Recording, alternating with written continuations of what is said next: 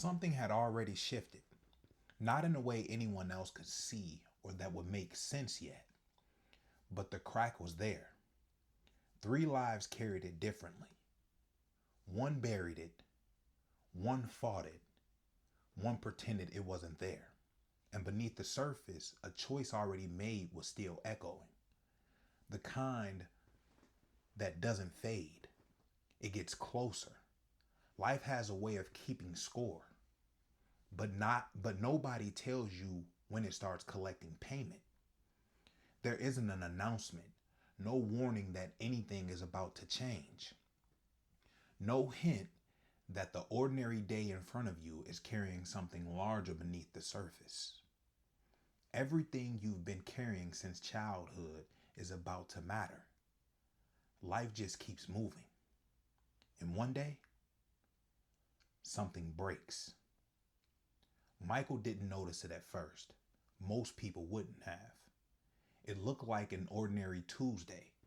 Alarm clock, coffee, traffic, work. A routine so familiar he could have done it blindfolded. The office, the people, the building, everything looked unchanged. But something felt different. Not around him, inside him. A pressure he couldn't explain. Weight he couldn't name. The kind that arrived before you do. At 9:13 that morning, Michael found himself sitting in a conference room. Six people, one manager, a projector humming softly against the wall, its faint warmth lingering in the stale air.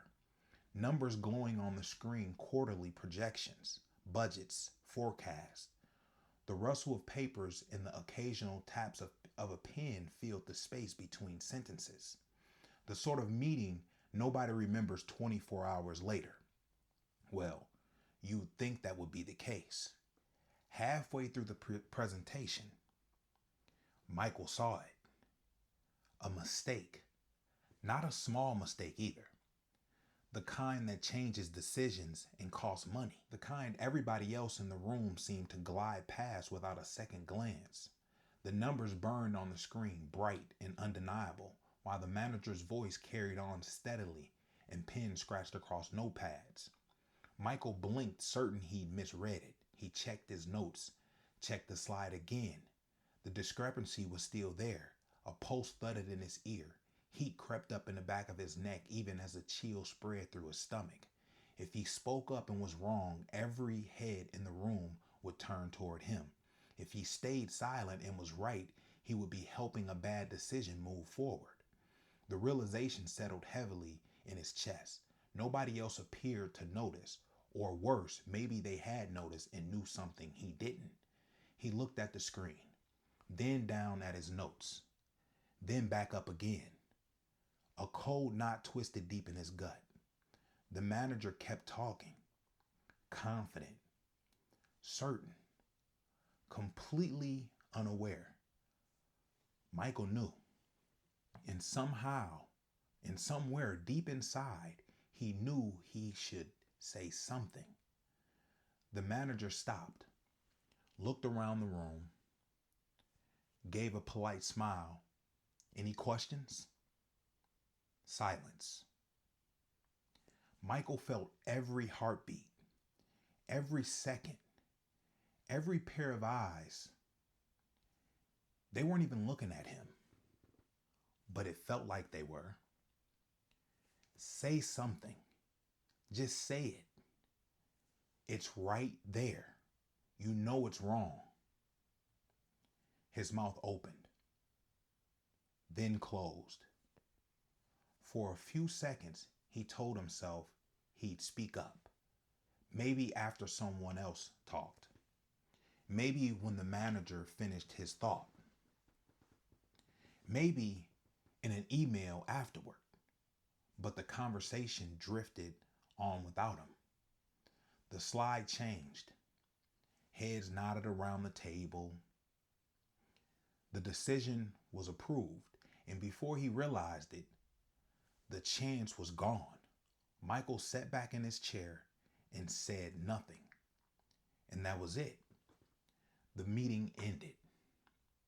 People gathered their things, slid their chairs back in place, and started up conversations. The day kept moving, except Michael walked back to his desk carrying something. The same feeling that had followed him longer than he realized. A feeling that stretched back years, threading through moments he barely remembered. Moments that seemed small at the time but never fully left. On the surface, nothing happened. The meeting was over. The decision was made. So life moves on. But Michael carried more than the memory of a missed comment. He could still hear the faint hum of the projector, still see the incorrect numbers glowing on the screen, still feel the knot in his stomach that had tightened when he realized nobody else had noticed. As he walked back to his desk, a question kept circling through his mind. Why didn't you say anything? He knew the answer wasn't simple. Part of him had been afraid of being wrong, afraid of interrupting, afraid of drawing attention to himself in a room full of people who seemed certain. But another part knew the mistake had been real, and that made the silence harder to excuse. The familiar sting settled deeper, embarrassment and disappointment. The old, uncomfortable feeling of watching himself step back when his conscience wanted him to step forward. By lunchtime, everyone else had already moved on. Michael hadn't. The moment replayed itself again and again, each time with a different version of what he could have said. Michael didn't know it then, but moments like this rarely stay where they happen. They follow you, patiently, waiting for the next time life asks you the same question. And eventually, the answer comes due. 2 days later, Michael had almost convinced himself he didn't matter. Almost. The mistake still crossed his mind now and then, usually when things got quiet and he was alone. But life kept moving. Emails, meetings, deadlines. The normal rhythm of work slowly burying the discomfort beneath everything else. Thursday morning started like every other Thursday morning until the calendar notification appeared. Mandatory staff meeting, 10 a.m., conference room B. Nobody thought much of it. People grabbed their coffee, finished up conversations, and of course the complained about meetings the same way people always do. By 10 o'clock, the room was full. Michael found a seat near the back. The manager walked in carrying a folder. Something about his expression felt different. Not off, lighter, almost excited. The room settled. Conversations faded into silence. The manager smiled. Before we get started, I want to recognize somebody. A few people looked around. Recognition usually meant birthdays, work anniversaries, retirements. Nothing important though. The manager opened the folder.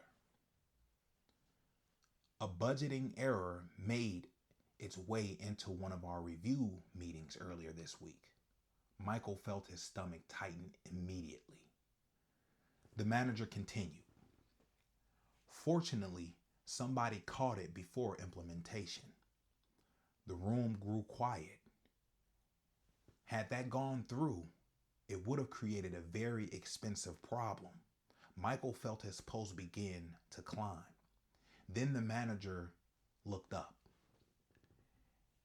Daniel Reyes. A man near the front looked surprised, genuinely surprised. The room erupted in applause. Daniel laughed, shook his head, kind of looked embarrassed. The manager smiled. Daniel caught the discrepancy and brought it forward before we finalized the numbers. More applause. We need more people willing to do that. Michael stared at the table. The manager continued. No, seriously, we don't need people to be perfect. We need people willing to speak up. Every word landed like a punch. Michael felt his chest tighten because he had seen it. He had known. And now someone else was receiving credit for a decision he never made. Daniel wasn't smarter than him. Michael knew that. He'd sat through enough meetings with Daniel to know it. Had watched him make mistakes, asked questions Michael already knew the answer to. He missed things that Michael caught immediately. And that somehow made this worse because Michael couldn't tell himself Daniel had earned the moment through some talent he didn't have. Daniel wasn't being applauded for seeing something Michael missed. He was being applauded for acting on something they had both seen. Daniel simply did the one thing Michael couldn't make himself do. The meeting continued, but Michael barely heard any of it. The applause kept replaying over and over and over. The recognition, the appreciation, the trust, everything that follows action. Later that afternoon, Michael stood alone in the break room, coffee machine humming, the microwave beeping somewhere behind him, the familiar smell of burnt coffee hanging in the air. The door opened. In walks Daniel. Michael immediately looked away. Daniel grabbed a cup, still riding the energy from the meeting. Crazy day. Michael forced a smile. Yeah. Daniel shook his head. I still can't believe nobody caught that. Michael's grip tightened around his cup. Heat pressed into his palm. He stared at the coffee swirling near the rim. Daniel poured his coffee. Honestly, I almost didn't say anything. Michael froze. Daniel laughed. Thought maybe I was wrong. Silence. Spent half the night looking at it. I kept asking myself and trying to talk myself out of it. Michael couldn't speak. Daniel took a sip, then shrugged. Finally figured I'd rather look stupid for 5 minutes than to stay quiet for 5 years. The words hit harder than the applause because Daniel didn't know what he had just said. He had no idea that Michael had been living the opposite lesson for most of his life. No idea that a 6-year-old boy sitting in a classroom years ago was still making decisions inside a 32-year-old man. Daniel picked up his coffee and walked out, leaving Michael alone with the one thing he had spent years avoiding. The possibility that the biggest thing holding him back wasn't the world, it was him. Ethan had become exactly the person everybody expected him to become. Or maybe more accurately, he became the person everyone noticed. Friday night at a crowded restaurant, music hummed through hidden speakers. Glasses clinked, conversations overlapped from table to table. The kind of place where nobody pays attention to strangers. He sat near the center of a long table. Friends, clients, business owners, even a few people who had only met him 20 minutes earlier. Didn't matter. By now, they were all listening. Ethan leaned forward, halfway through a story, his hands moving as he talked, building tension, dragging the ending out just long enough. No, he laughed. No chance. The table erupted. You actually said that? I swear to God. More laughter. Louder this time. A waitress carrying drinks slowed down as she passed. Not enough to be obvious, just enough to hear how the story ended. She shook her head, laughing, as she walked off. The table exploded again. Ethan smiling, absorbing, and taking it all in. The story wasn't even that funny. What made him smile and laugh was knowing exactly what had happened. The room had tilted toward him, the same way it always did. Years ago, Ethan would have done anything for people to notice he existed. Now attention found him without effort. The kid who sat wondering what was wrong with him, that kid felt very far away tonight. One story became another. Every punchline landed. Every conversation somehow found its way back to him. And Ethan loved all of it. It wasn't arrogance. And it wasn't because he thought he was better than anyone.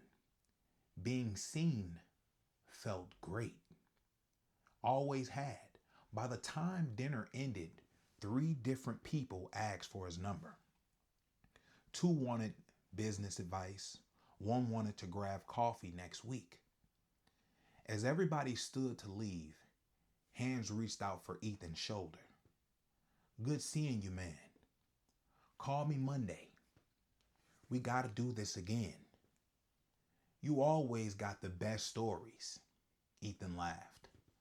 Promised he would. Then his phone vibrated. He glanced down. 3 missed calls from home. He frowned. Just for a second. Then somebody called his name. Hey, Ethan. Another conversation waiting for him. His attention shifted. The phone disappeared back into his pocket, and the night kept moving. 3 hours later, his phone vibrated with a ding. This time he answered. Instead, a voice message notification appeared. 1 new voicemail from home. Something about it made him stop. He stepped away from the noise and pressed play. At first, he heard his son's voice, small, excited, trying very hard not to sound disappointed. Dad, a pause. Are you still coming? More silence. Then his wife. Ethan, her voice calm, too calm. We waited as long as we could. In the background, he heard children, laughter, music. Then his son's voice again, quieter this time. I wanted Dad to see it. Silence. Ethan's stomach felt no way like he loved. A cold weight settled in on him at once. His eyes moved to the time, 9:47 p.m. The color drained from his face. No. Caleb's birthday. He forgot Caleb's birthday. Not dinner, not a meeting, not some obligation he could reschedule. His son's 5th birthday. The voicemail ended. For a moment, Ethan just stood there, frozen. Across the restaurant, somebody laughed. Another table erupted. Another story here, there. The room paying attention, and none of it mattered. Then he ran. out the restaurant, across the parking lot. He yanked open his car door, started the engine, and sped off into the night. With every mile, his mind raced. Maybe it wasn't over. Maybe they were still there. Maybe he could make it in time to catch the end. He grabbed his phone at the red light, called home. Straight to voicemail. He called again. Nothing. His grip tightened on the steering wheel, thinking, searching, trying to find some way to fix what he'd done, some way to make this hurt less. But the harder he thought, the more one truth settled in. There wasn't a perfect apology waiting for him. No clever explanation. No story that could make this fun. For once, attention wasn't the thing he needed. And somewhere beyond the darkness ahead, home was waiting. Sarah's phone never stopped ringing. Most days she answered before the second ring. No matter who called, whenever someone needed help, they called Sarah, and Sarah showed up. For years, she had been the person everyone counted on, the one people trusted, who always seemed to know what to do when nobody else did. Need advice? Call Sarah. Need help moving? Call Sarah. Need somebody to listen? Call Sarah. Need somebody to hold everything together? You call Sarah. And she did, over and over again, until eventually people stopped asking whether she could help. They just assumed she would. One request barely ended before another began. Her phone was already buzzing before breakfast. A coworker. Can you cover something for me? Sarah said yes. Later, her sister called with a quick question. It wasn't quick. By lunch, a friend needed advice. Later, someone asked for a ride. Another wanted help solving a problem they could have solved themselves. And every time, Sarah said yes. Before long, it all felt normal. Nobody thought they were asking too much because Sarah had taught them not to. Not intentionally, but she had. Years of showing up had become an expectation. By 5 o'clock, she felt exhausted. Not physically. Physically, she could have kept going. Something else was running out. Sleep doesn't fix this type of exhaustion.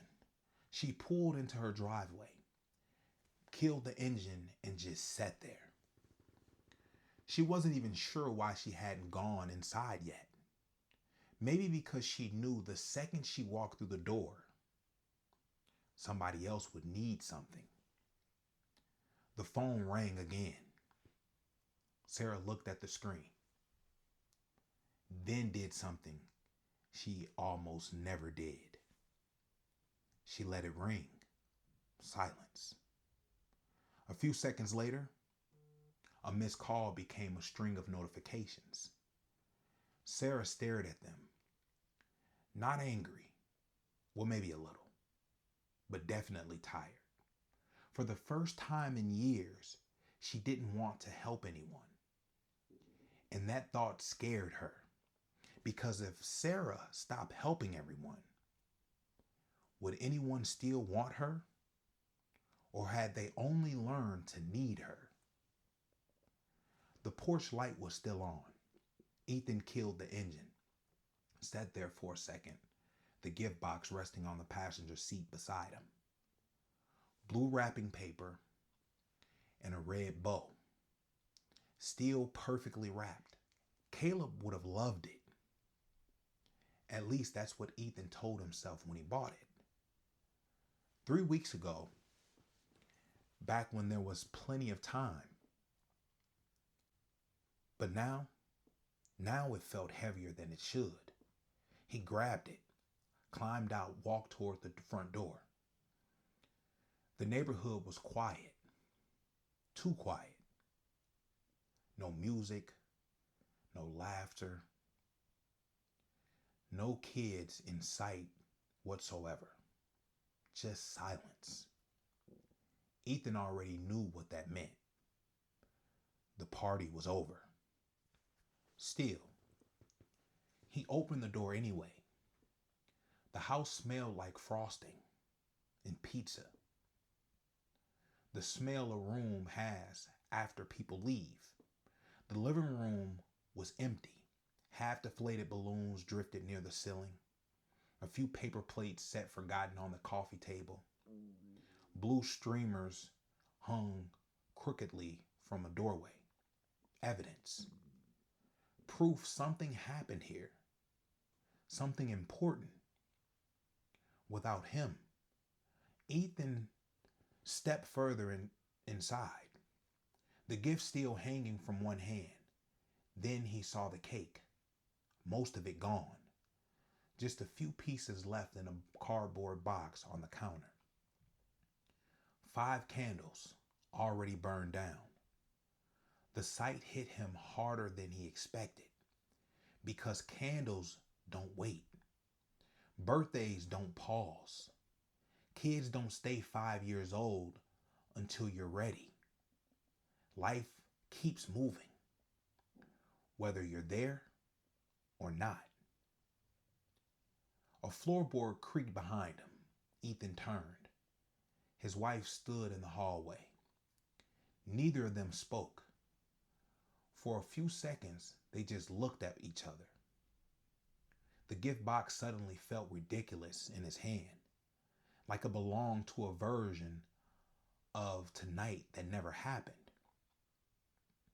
I forgot. The words sounded pathetic the second they left his mouth. Not because they weren't true, because they were. His wife looked at him, then at the gift, then back at him. And somehow that hurt worse than she yelling at him. Yeah, her voice was quiet. I know. Silence settled between them again. Then she said something Ethan wasn't prepared for. Caleb waited by the window for almost 2 hours. The words landed like a punch. Ethan looked away. But she wasn't finished. Every time a car drove by, she swallowed. He thought it was you. For a very long time, Ethan didn't know what to say. Not a joke, not an excuse, not a promise, nothing. Just a man standing in the wreckage of a moment he could never get back. Sarah, that's the 3rd time this month. She pinched the bridge of her nose and leaned against the kitchen counter. I know. Every time someone asks you for something, you drop everything. And then when you need help, the person on the other end let out a frustrated sigh. She glanced at the coffee maker, the pile of laundry she hadn't touched, the calendar already packed with obligations. I'll figure it out. Will you? She hesitated. Stop saying yes to everyone. She opened her mouth, closed it, then caught somewhere between guilt and habit, said, okay. At the same time, her phone vibrated against the counter like it was trying to escape. Zzz, zzz, zzz. Messages stacked on top of messages faster than she could read them. Her morning had barely started, and already Everyone seemed to need something. Can you switch shifts with me? Do you have a minute? Sorry to bother you. She stared at the screen, just tired. What she didn't realize was that every single person sending those messages would have described her the same way: reliable, helpful, always there. And they weren't wrong. She answered calls, returned text, showed up when people needed her, remembered birthdays, checked in when someone was struggling, helped move with heartbreaks, along with people carrying burdens they couldn't carry alone. For years, she had built a reputation for being dependable, the kind of person people can count on. The problem was, people eventually start counting on what you always give them. And after a while, they stop noticing you're giving it. She rolled out of bed, made coffee, answered 3 text messages before the machine finished brewing. One friend needed advice. A coworker needed help. A family member needed a favor. By 7:30 in the morning, she was already carrying pieces of other people's lives again. The day moved faster after that. Tasks pile up, calls became meetings, meetings became problems, problems became hers. And she solved them like she always did. By late afternoon, she found herself sitting in her car outside a grocery store. Engine off, keys still in the ignition. For the first time all day, nobody needed anything. The silence felt strange. Then her phone buzzed again. She looked at the screen and didn't pick it up. She just couldn't do it for another minute. The phone buzzed again. She stared through the windshield at people pushing shopping carts across the parking lot, at strangers living lives she knew nothing about. And for a reason she couldn't explain, she suddenly felt completely alone. Not physically alone, something worse, useful. There was a difference, a painful one, because sitting there in that parking lot, a question drifted into her head. Small and dangerous. If I stop helping everyone, who would still call? She immediately hated the thought, tried pushing it away, but it stayed. If I stop fixing problems, who would still show up? If I stop carrying everyone else, who would carry me? The phone buzzed again. This time she picked it up, looked at the name, and felt something inside her sink. Because even before answering, she already knew what they needed. Her energy. The things she gave away so often. People stopped seeing the person attached to them. Sarah's phone never stopped ringing. Most days she answered before the second ring, no matter who called. Friends, family, co-workers, neighbors, whoever. Whenever someone needed help, they called Sarah. And Sarah showed up. For years, she had been the person everyone counted on. The one people trusted. The one who always seemed to know what to do when nobody else did. The phone buzzed again. This time she picked it up, looked at the name, and felt something inside her sink. Because even before answering, she already knew what they needed. It wasn't Sarah, it was access to Sarah, her time, energy, attention, her solutions, the things she gave away so often, people stopped seeing the person attached to them. Her heart ached as she stared through the windshield.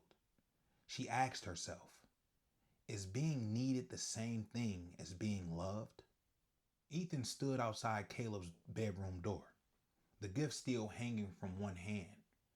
A race car set Caleb had pointed out 3 different times over the last month. Ethan stared at the door. Just knock. His hands didn't move.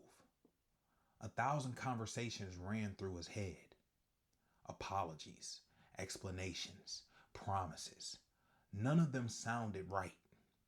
The silence on the other side of the door felt heavier than anything waiting downstairs. His wife could yell, argue, tell him exactly what she thought. At least he knew how to handle that. But disappointment? That was different. Disappointment just stood there, looked at you, waiting. Ethan swallowed hard, turned away, and headed toward the kitchen. The lights were still on. His wife stood at the counter, putting leftovers away. She never looked at him. For a few seconds, neither of them spoke. Then Ethan finally broke. What was I supposed to do? She stopped moving. Didn't turn around. Didn't answer. That somehow made it worse. You knew where I was, still nothing. You could have called. A container clicked shut. You could have called the restaurant. Now she looked at him. The expression on her face wasn't anger. It was exhaustion. 3 calls, Ethan. He immediately looked away. That's not what I mean. No. You knew how important this was. A laugh escaped her. A laugh people make when they stop believing what they're hearing. I knew? Ethan felt heat rising in his chest. Because somewhere deep down, he knew she was right. And knowing she was right made him want to fight harder. You could have done more. The words landed. Even Ethan heard how weak they sounded. His wife stared at him. Done more? The kitchen suddenly felt smaller. I planned the party, invited everyone, ordered the cake, brought the decorations, wrapped the gifts, took care of Caleb, and called you 3 times. Her voice cracked slightly, the first sign she was holding something back. What exactly should I have done more of? Ethan thought, sat there. Nothing came out. Because there wasn't an answer. There never had been. The argument was never about her. It was about him trying to put his guilt somewhere else. Then the floorboard creaked. Both of them turned, small footsteps. Neither of them had heard the bedroom door open. Caleb stood in the hallway, messy hair, pajamas, one hand rubbing sleep from his eye. The house went quiet. His eyes found the gift first, then Ethan. For a second, something lit up across his face. Then it faded, just a little. But Ethan saw it. Dad? The words barely rose above a whisper. Ethan felt his chest tighten. Caleb looked at the gift again, then back at him. Did you see it? Ethan frowned. The cake. A pause. The racetrack one. Caleb smiled slightly. I picked it. Nobody spoke. Caleb shifted his feet. I saved you a piece. The words hit harder than any scream ever could. No anger, no accusing, no punishment.